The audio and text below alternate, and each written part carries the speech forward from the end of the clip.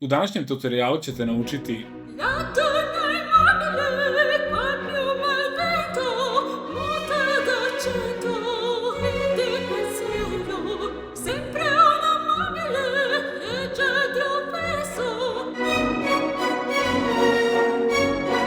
kako da uz pomoć Da Vincija postepeno menjate brzinu iz sporih delova u brze, odnosno iz brzih u spore delove. U narodu poznato kao speed ramping.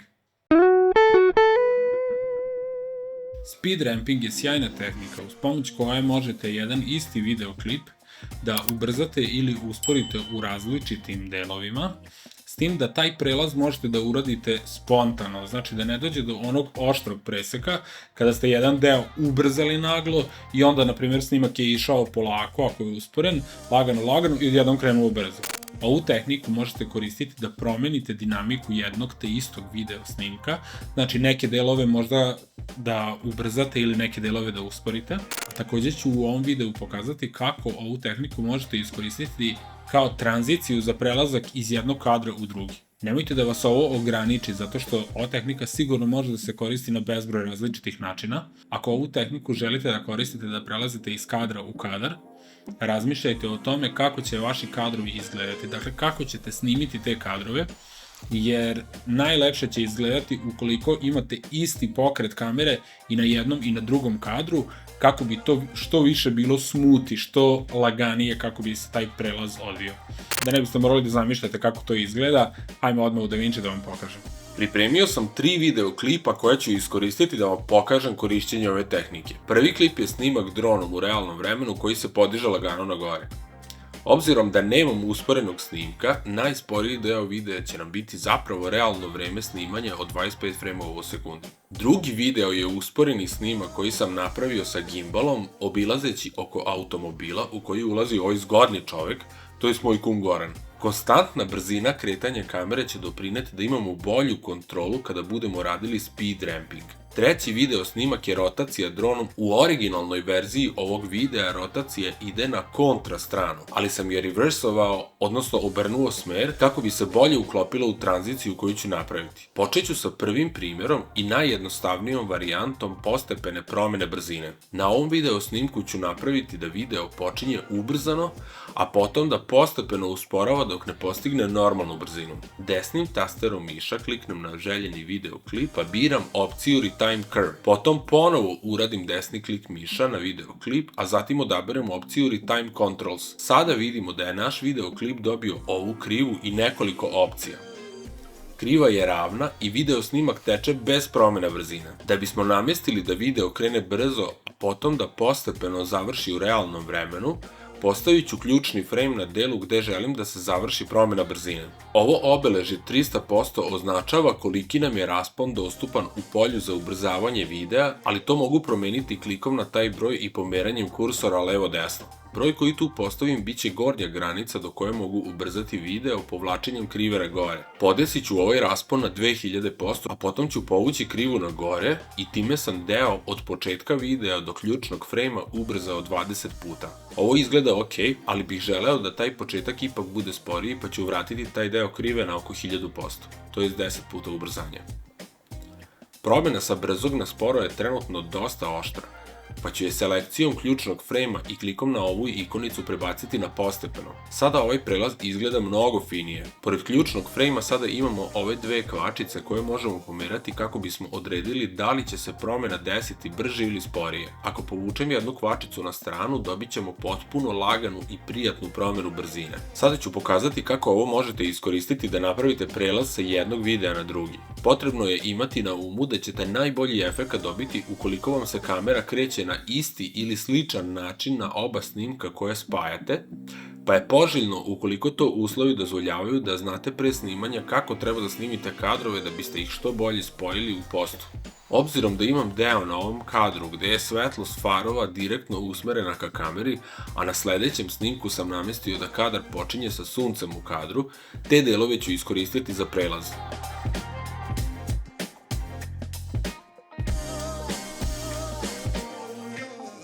Postavit ćemo ključni frame na delu kada Goran kreće od gepeka ka vratima, jer ćemo odatle započeti ubrzavanje snimka. Proširit ću deo za pomeranje krive na nekih 5000%, odnosno 50 puta ubrzanja. Pomerit ću krivu za sada na nekih 4000%. Čini se da je ovo prebrzo, pa ću je smanjiti na 2500%. I na ovom ključnom frejmu ću podesiti postepenu promenu brzine i uz malo igranja i podešavanja namestiti željenu brzinu prelaza.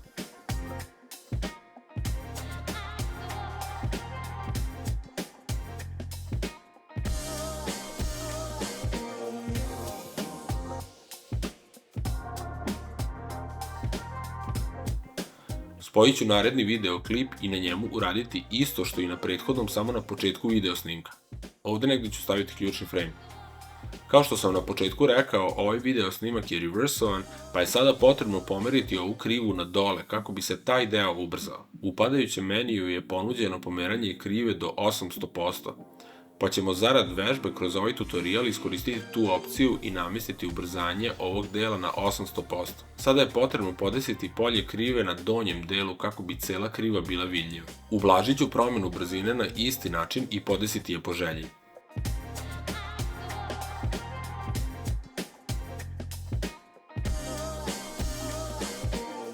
Odlučio sam da ipak ubrzam ovaj deo u prvom klipu kako bi prelaz delovao skladnije. U meniju Toolbox Effects izabrat ćemo Adjustment Clip i prevući ga na video kanal iznad video klipova. Okvirno ću postaviti dužinu njegovog trajanja oko prelaza. Ispod menija Filters izabrat ćemo Directional Blur i prevući ga na Adjustment Clip. Gore desno ću promeniti ugao ovog efekta na 0 stepeni jer nam se to poklapa sa kretanjem kamere. Kako nam se najbrži deo kretanja nalazi tačno između ova dva klipa, tu ću staviti ključni frame i podesiti jačinu ovog blura na 0,4. Sada ću malo pre i malo posle tog ključnog frejma staviti dva dodatna ključna frejma sa snagom efekta 0. Time postižemo da se efekat pojača tačno kada nam snimak bude najbrži, što će učiniti da prelaz bude još bolji. Ispod menija Video Transitions ću odabrati Cross Dissolve i staviti ga na spoju ova dva klipa. Ovo će napraviti dodatno preklapanje videa i time napraviti još laganiji prelaz. Sada ću još pokazati kako ovu tehniku možete iskoristiti za ubrzavanje i usporavanje jednog istog klipa kojem želite da ugradite malo dinamike. Obzirom da je u pitanju usporeni snimak, još lepše će se vidjeti efekat ubrzavanja i usporavanja. Ponovo ću desnim klikom na video klip aktivirati opcije Retime Curve i Retime Controls, a potom staviti prvi ključni frame na delu gde će početi ubrzavanje i drugi ključni frame gde će se ono završiti.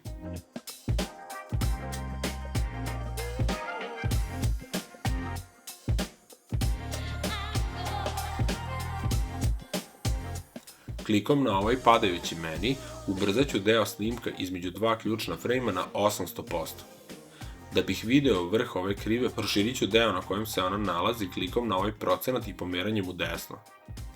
Da biste vidjeli celu krivu koja označava ubrzanost od 800%, potrebno je da procenat sa strane podesite na preko 800%. Sada ću ublažiti prelaze klikom na ključne frejmove i prebacivanjem sa oštrog na postepeni prelaz. Podesit ću brzinu prelaza tako da ulaz u ubrzani deo bude sporiji, a izlaz brži.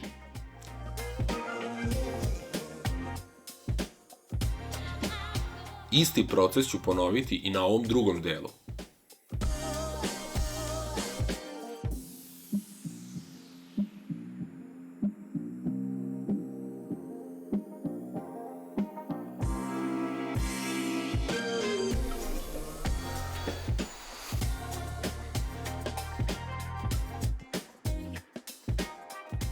Ovdje ću povećati brzinu jer je razmak između dva nova frejma veći, pa mi deluje da će bolje izgledati ako ubrzanje bude veće.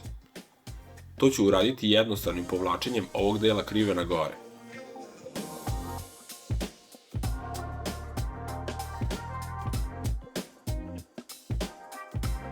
Sada ću napraviti treće i finalno ubrzanje na isti način i evo kako sve to zajedno izgleda.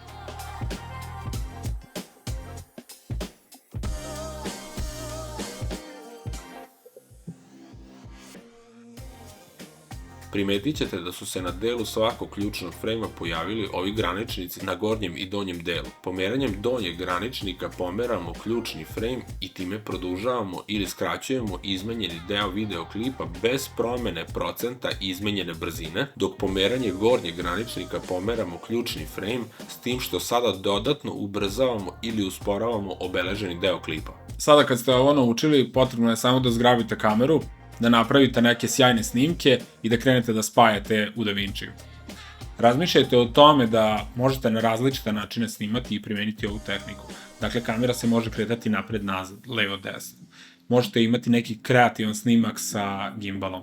Prosto razmišljajte o tome da napravite dva snimka koji će zapravo biti identičan pokret kao da ste uradili jedan snimak.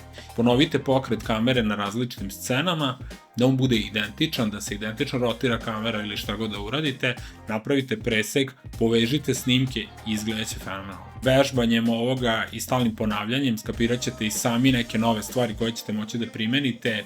Nemojte se ograničavati samo na ono što sam ja pokazao, dakle ovo može biti primenjeno na 100 različitih načina i ukoliko napravite nešto sjajno, bit će mi ogromno zadovoljstvo da vidim šta ste uradili.